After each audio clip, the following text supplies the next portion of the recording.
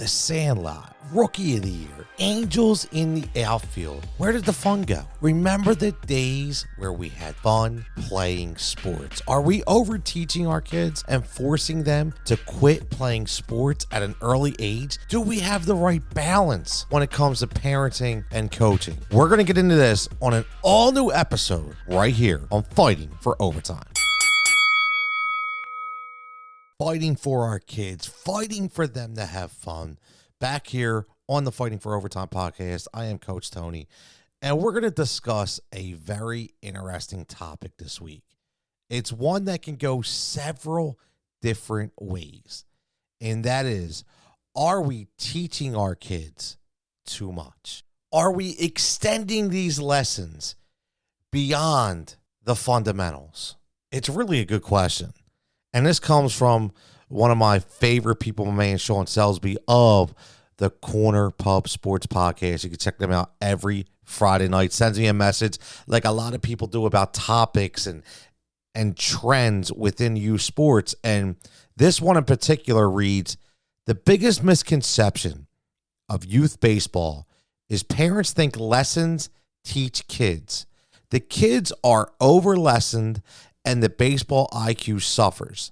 They aren't playing enough sandlot wiffle ball anymore. That's where they learn to play loose, have fun, and learn the game without parents hollering at them. There's too many lessons, too much pressure, and not enough fun. And that's why we're wondering how 73% quit at the age of 13. Now, this was from a sports page that people follow from a particular person, not Sean, but he sent me this screenshot of what this person said. And I think it has a lot of credence behind it. If you break it down and we just go back to what sports used to be, and we've talked about this before in this program, again, Fighting for Overtime, make sure you're following the podcast on all social formats, obviously TikTok, Instagram, but on all digital formats, whether it be YouTube, whether it be Spotify, Apple, Google Play, wherever you get your podcast from, Podbean as well, be fantastic if you give us a review. Greatly appreciate it. But when you look back and you think about growing up, and I mentioned those movies in the beginning, The Sandlot, Rookie of the Year, Angels in the Outfield, not only great movies, but great stories, feel-good stories, stories full of fantastic endings, stories full of fun. And that word fun is extremely important. From all my years of coaching, I've always learned that no matter how hard you push, no matter how hard you teach, if you don't add fun into the platform, it's going to fail. Because number one, if you're too serious, if you're too strict, and you take all the fun out of it, you strip it down to just a full out lesson, guess what? It's not going to work. You know why? Kids are going to practices and these games to get away from lessons, to get away from that strict structure that they face in school every single day. If you treat this like school, it's going to fail. And I understand there still needs to be structure. I understand there still needs to be a force behind the lesson, a culture of rules, and a strict following of those rules. 100% understand it, but fun still has to exist. For example, even when I coached teenagers, you had to add a little fun. You could go for a practice and work these kids beyond the requirements, but you still need to send them home with a smile. Whether that's playing a quick, if you're in soccer, you play a power and finesse game, you play a lightning game. I'm not sure what games they play in baseball, but that always gave the kids a smile. That always gave the kids a sense of togetherness. And I want to go back to that statement that says, when you over-lessen your kids, the IQ suffers. I think it's a very powerful statement. And I think we can attribute that to anything.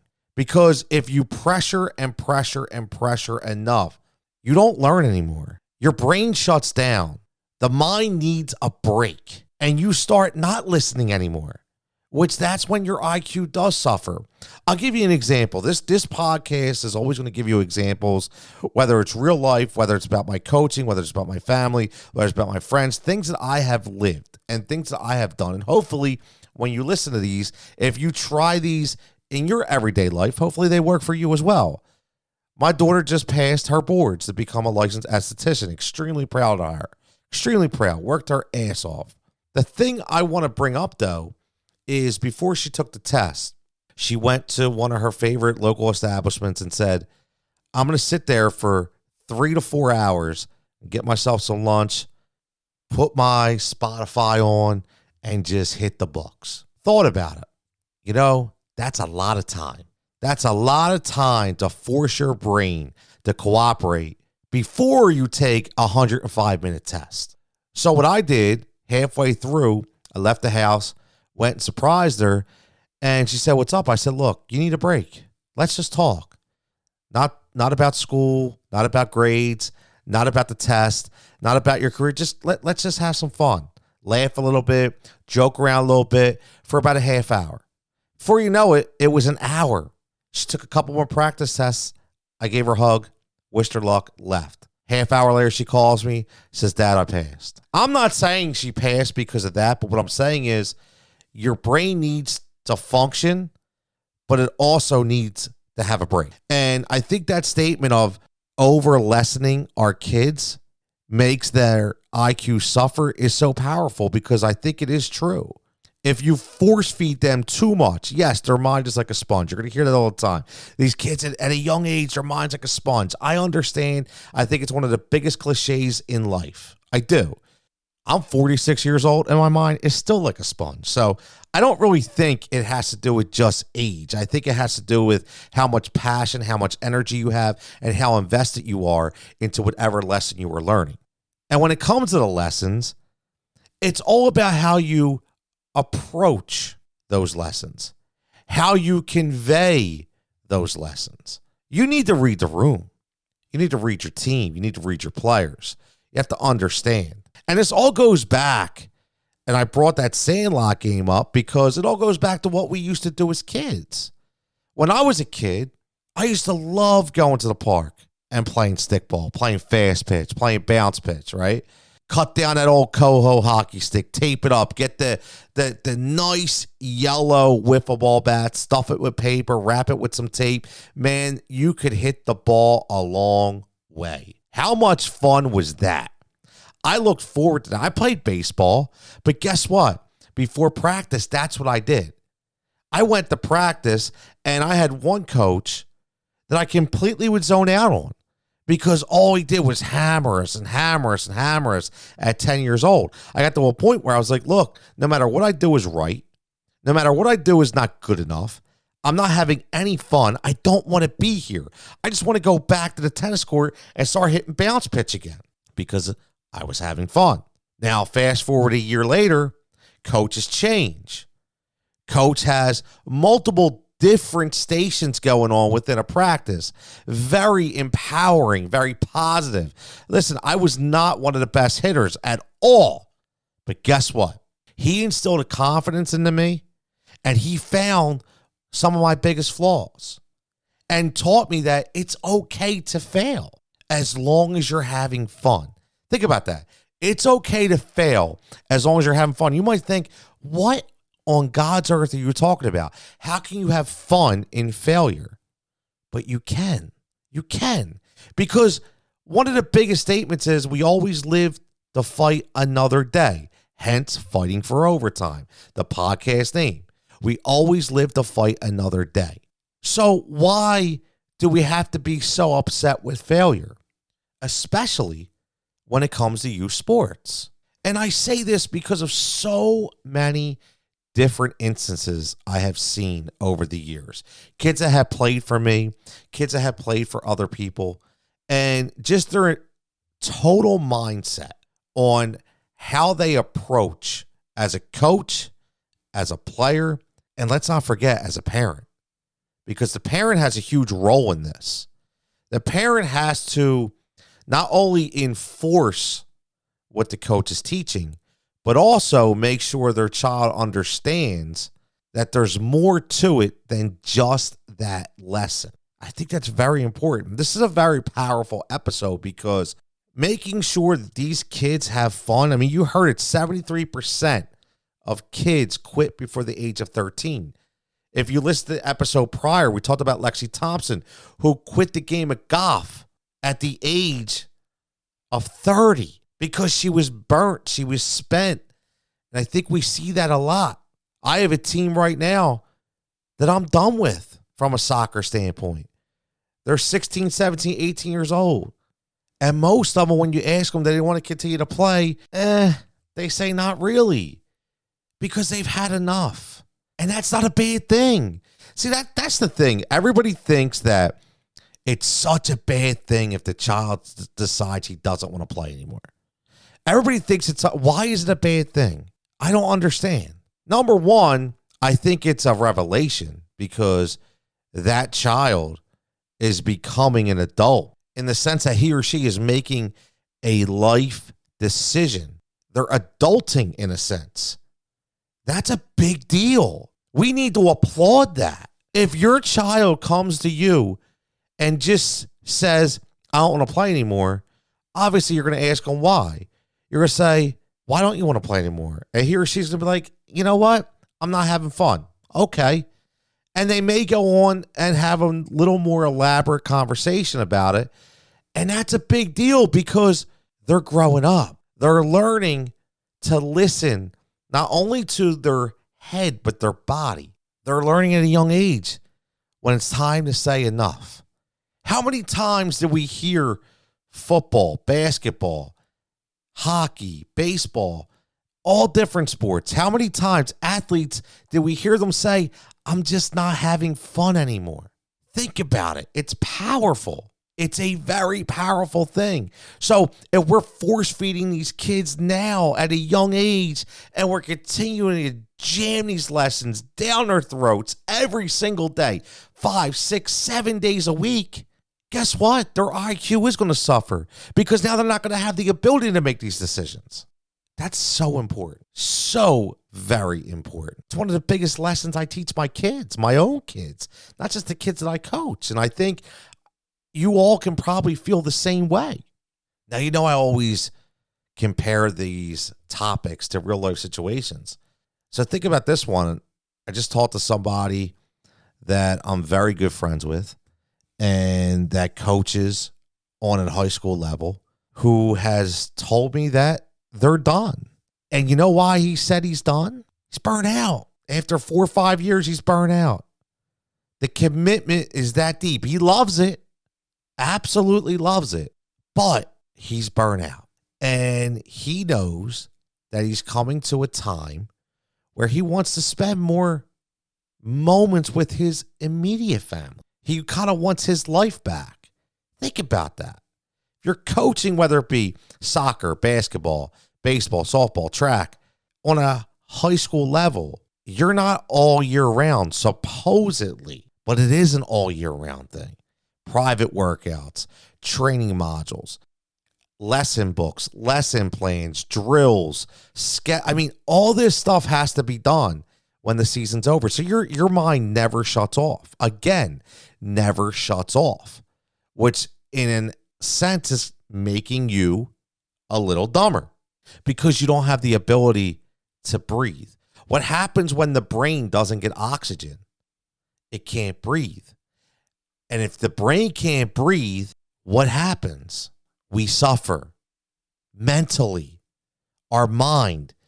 We have to learn how to do things all over again. So that's a big statement. Over lessening our kids is making their IQ lower. And it's adults, it's kids, it's everybody. Youth sports has changed on so many levels. And like I always do, I'm going to give you a coaching perspective on not necessarily the lessons and the IQ, but how the game has changed and how the fun is being taken out of it by organizations. Not just the coach, not just the parent, not just the player, but the people who run these organizations. Unfortunately, I had an extremely bad experience with a local organization when I first started coaching. And this is basically going to be a 3 to 4 part story where you're going to get part 1 on this episode. When I decided to coach travel soccer, it was a big step for me. I was the intramural guy. I loved coaching my intramural team. Loved every minute of it. Go to the field once a week for a practice, 1 game on a weekend. It was great. Kids were laughing. Kids were having fun. I met some fantastic people in my intramural years. And then as I noticed, there was opportunities within my own community where I could become a travel coach, something I never did from a soccer level. Now, again, think about it.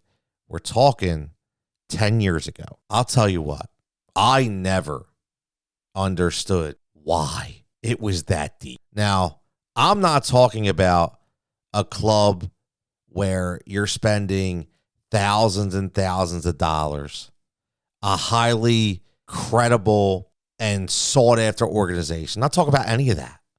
We're not talking about one of those elite travel clubs. We're just talking about a local club. And I felt like I was running for president of the United States. I had to jump through so many hoops just to become a youth travel coach of 8-year-olds. Think about that. 8-year-olds. I was blown away. I really was. First time I've ever seen a process like this. First time I met these people, first time I was at this club for something like this, had no idea what to expect, and I was totally blown away. Now think about this much. I've been coaching for many years prior to that. Tons of references, tons of clearances, but still was told that I need to coach with somebody. Okay, no problem. So they give me a partner who expressed interest in the team. Not an issue. I'm a team player. I'll go along with it. Pretty good guy. So we start right away. This guy disappears. Then, long story short, all of a sudden he can't make the commitment, can't do this, can't do that.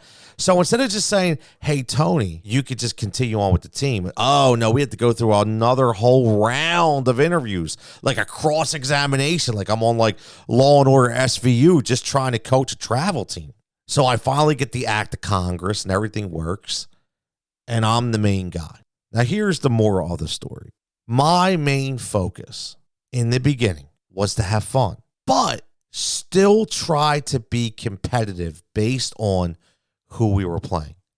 I think that's a very admirable thing to do. I think that's the way most people should coach, in my opinion, at 8, 9, 10 years old. Well, the guy who was supposed to commit to the team decided that wasn't good enough. Decided it was so far from his standards, he had to write a letter to the board. And this is where everything gets out of hand. And what I mean by that is if you don't agree with the coach, if you don't agree with his methods, if you don't agree with his technique, that's fine. I've been there. I'm not going to sit here on this show and tell you that I've never disagreed with the way a coach operated or ran his organization or his team. Absolutely not. I think we're all human and we're always going to question things. But when you start to attack a person from a physical attribute, it's ridiculous. I mean, this guy literally wrote a letter about how I was unfit to be a soccer coach because I had a dad bod. And this dude was wearing ASIC gels, running a track meet every day at Planet Fitness. I'm sorry. I didn't know that I had to pass a stamina test to be a soccer coach. Yeah. Was I packing on a few pounds? Absolutely. Oh, and by the way, I've lost almost 40 pounds from that point back then. But that's not the issue. The issue is why somebody as a parent decides that they can attack and body shame anybody for that reason just because they don't agree with their methodology. And this all comes back to not allowing us to have fun in youth sports. 8, 9, 10 years old. I mean, listen, they still have to have fun at 17, 18, 19, in my opinion, but especially at 8, 9, and 10. And just because you couldn't see that, you were so insistent on winning every single game, it brought you to the point where you couldn't control yourself. It brought you to the point where you pulled your kid off the field before a game even started because he wasn't starting at 8 years old. What's wrong with you, man? Think about it. This is the problem in the culture we have today. And we have to fix this, and there's a way to fix this. As a coach, you have every opportunity to fix it. You don't have to listen to a board. You don't pay to be a coach. Now, maybe some organizations pay a coach. I've never been paid to be a coach. I didn't want to be paid to be a coach. I wanted to grow a bunch of young kids who had bright futures, and I wanted to trump the narrative of not being able to keep a team together. And for the most part, I feel like I did. Now, there was a lot of rocky road along the way, which we're going to get into in the next 3 episodes. But that's where the journey began for me as a coach in the travel world, and learning that people can't take the fact that you lose, and as a coach, you want to have fun. Again, this brings us back to the statement. Are we teaching our kids too much in sports to the fact that we are lessening their IQ? Is it a reason why 73% of kids right now in America are quitting before the age of 13? You have to have fun. You have to be smiling.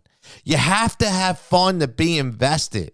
No kid at 8, 9, 10, 11, 12, 13 is going to invest in a program if they don't have fun for at least a little bit.